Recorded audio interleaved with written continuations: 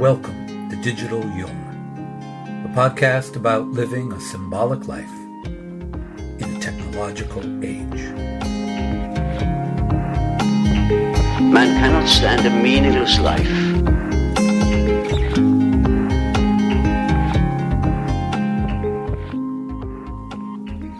I'm Jason Smith, Jungian analyst and author of Religious but Not Religious, Living a Symbolic Life. And in this episode, we look at our complicated relationship with technology and the challenge it poses to our experience of the symbolic life. It's the human soul. That's the buried treasure.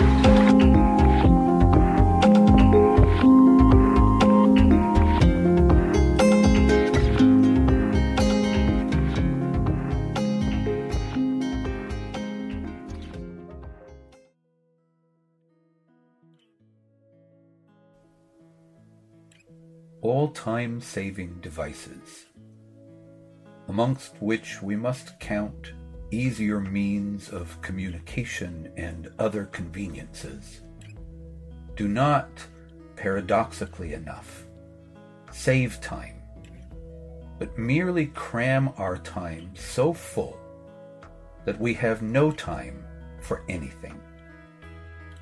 Hence the breathless haste, superficiality, and nervous exhaustion, with all the concomitant symptoms: craving for stimulation, impatience, irritability, vacillation, etc.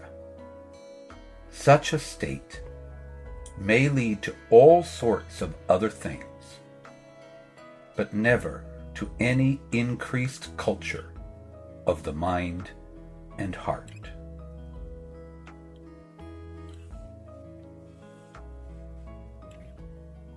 Now, I would venture to guess that for most of us, in listening to this quote from Jung for the first time through,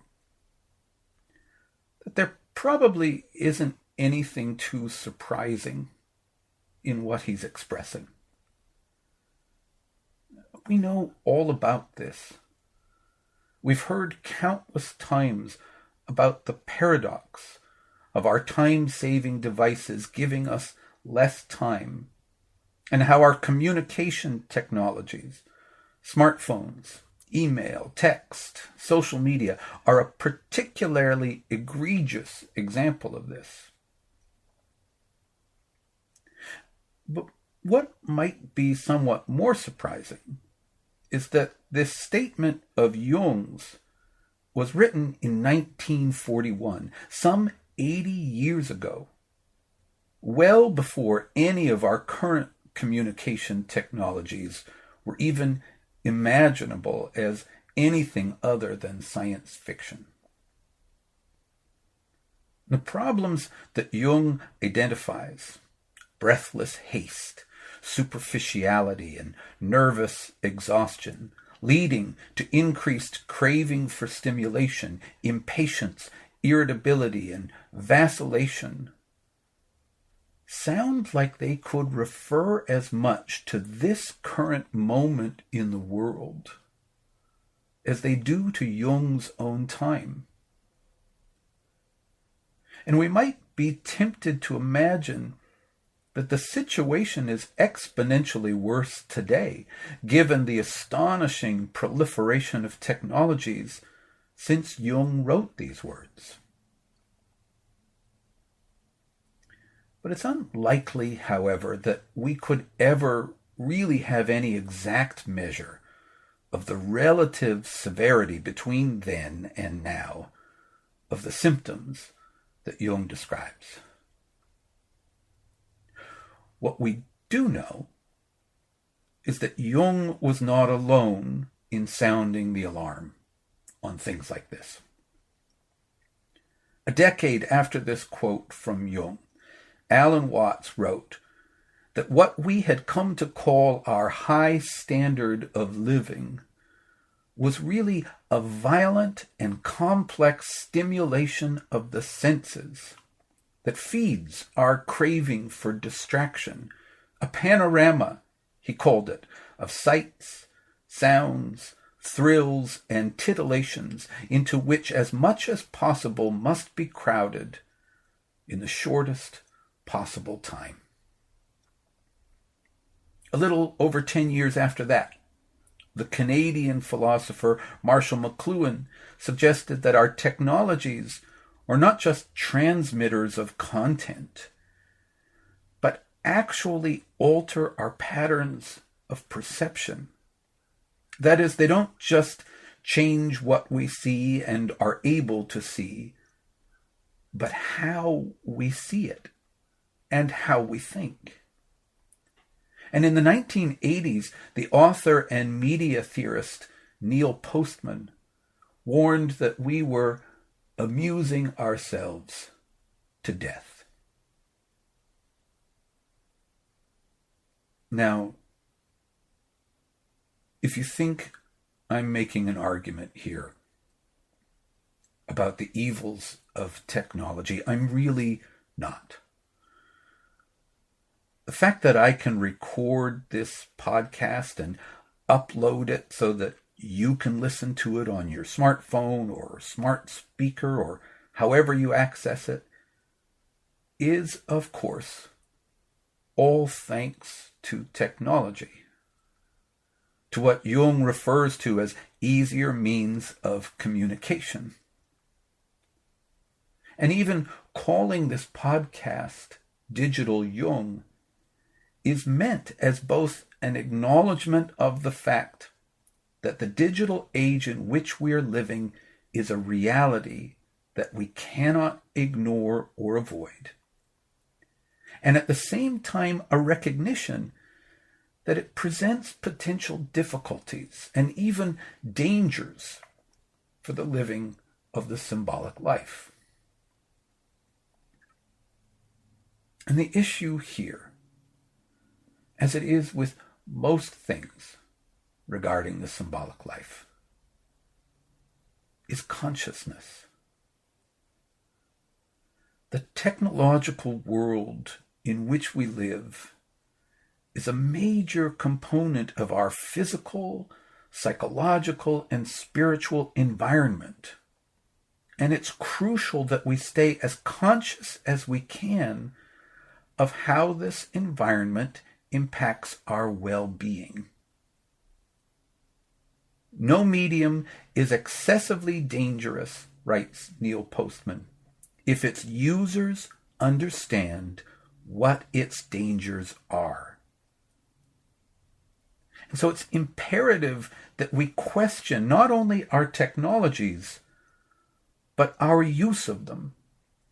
And simply asking these questions, says Postman, can be enough to break whatever spell technology may have on us. And one of the things that we know that technology does is that it extends or amplifies our natural human functioning. So, for example, glasses and telescopes extend the capacities of our eyes. Books and computers, among other effects, extend our memories. But this can work in both beneficial and detrimental ways. In a book called The Distracted Mind, two researchers, Adam Gazzaley and Larry Rosen, note that distractibility is a fundamental vulnerability of our brain. Our brains, it turns out, have an inherent sensitivity to interference, which, they tell us, was not created by technology, but without question has been extended and amplified by technology.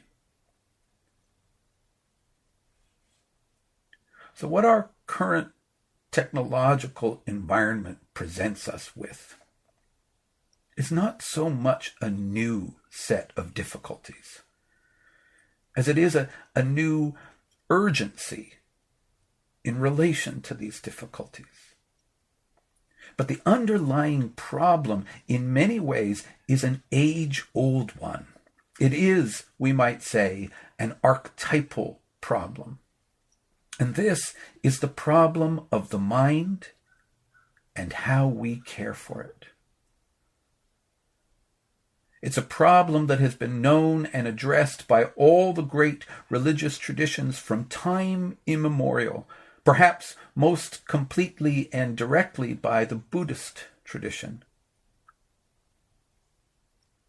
And so here's a passage from the Dhammapada, one of the core scriptures of Buddhism, that speaks directly to this problem.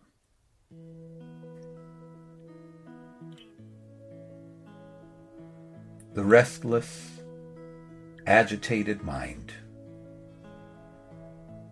hard to protect, hard to control. The sage makes straight as a fletcher the shaft of an arrow. Like a fish out of water, thrown on the dry ground, the mind thrashes about, trying to escape Mara's command. The mind, hard to control, flighty, alighting where it wishes, one does well to tame. The disciplined mind brings happiness.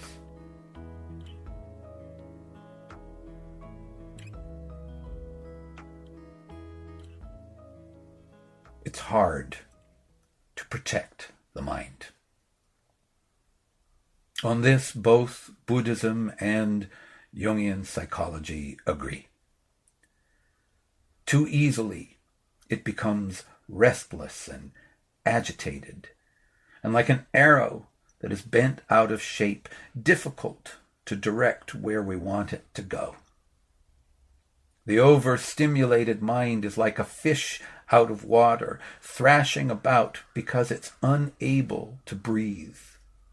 And all of these things point to what we suggested earlier, that the quality of our environment affects the life of the mind. Like all living things, the mind, in its own way, must be able to breathe. Now, for Jung, technology has its relationship to the human psyche because it's a product of the human psyche. And it's been part of our psychological environment ever since the harnessing of fire. And the danger that it presents comes from the imbalance that results when our technologies cause us to be disconnected from our deeper instincts and from the creative workings of the mind. The disciplined mind, so says the Buddha, brings happiness. For Jung, the disciplined mind, the directed mind, the creative mind is crucial for the growth of culture. Our technologies, he says, may lead to all sorts of other things. He's not, in other words, denying its potential value.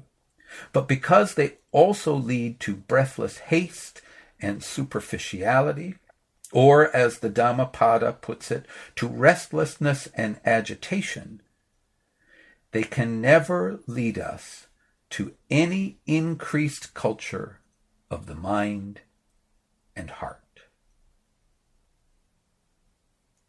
Culture, of course, is the work of meaning. And it is as essential an element of our psychological and spiritual environment as the air we breathe. It is the air, so to speak, that the psyche breathes. our technologies can do amazing things, but they cannot lead us to an experience of meaning. That is the domain of the mind and the heart. So I want to emphasize here two elements of culture that we can use as our takeaway for all of this. And the first is that while the work of culture is creative work, it's not indiscriminate creativity. It's not just a production of novelties, which, writes Jung, produces only anti-culture. So much of our fascination with technology is for the new and improved, but this tends to cut us off from our deeper roots. Culture is that which connects us with the wisdom of the past, and which seeks to further its growth in and through our work and our lives. The second element, I would contend, is perhaps the more important one. And that is that culture is born of reflection. And reflection, Jung points out, is not the same as thinking. Rather, it's an attitude with which we confront and experience the world. In the act of reflection, he says, we stop, call something to mind, form a picture, and take up a relation to and come to terms with what we have seen. In other words, reflection transforms a stimulus into a psychological experience. Prior to this transformation, it was just a thing that happened. Now, it's something we can think about, question, imagine, and even try to communicate in some form or another. And according to Jung, it's the act of reflection that makes us human. He calls it a privilege born of human freedom because it frees us from being merely subject to acting unconsciously out of our instincts and impulses. But it's more than just this. The mere act of stopping to reflect, he says, is in itself a spiritual act. And this is because it lifts us up out of the stream of events and creates a space in which we can get a sense of the timeless, which is an important condition for the experience of the symbolic life, for the experience of the soul. And the necessary conditions for reflection are adequate space and time, in both the physical and the psychological senses.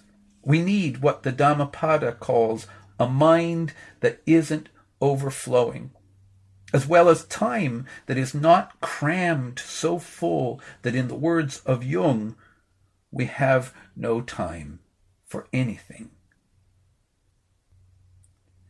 And our problem is not that we need to save time, but rather, in a sense, to transcend it.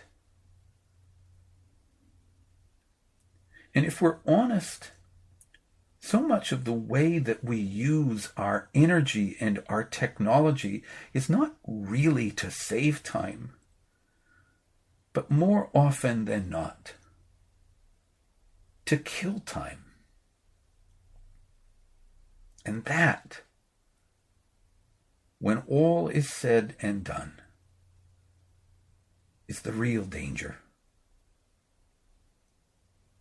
as if you could kill time, said Henry David Thoreau, without injuring eternity.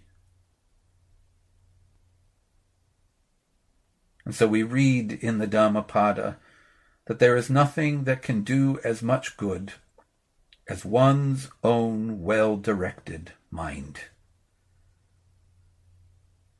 And perhaps, then, in safeguarding our mind, we're also safeguarding eternity,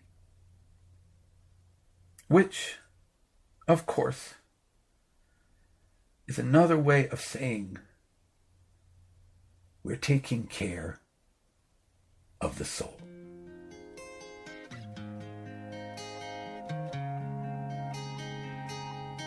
Until next time.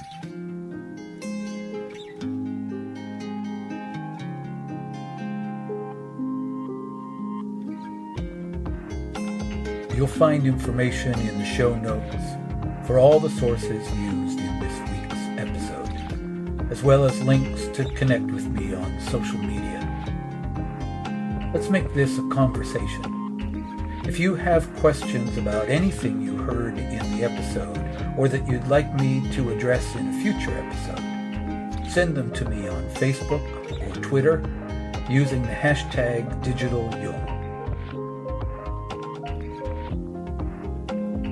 And finally, if you want a deeper dive into the kind of material explored in this podcast, please check out my book, Religious But Not Religious, Living a Symbolic Life, available now from Chiron Publications. Thanks for listening, and take good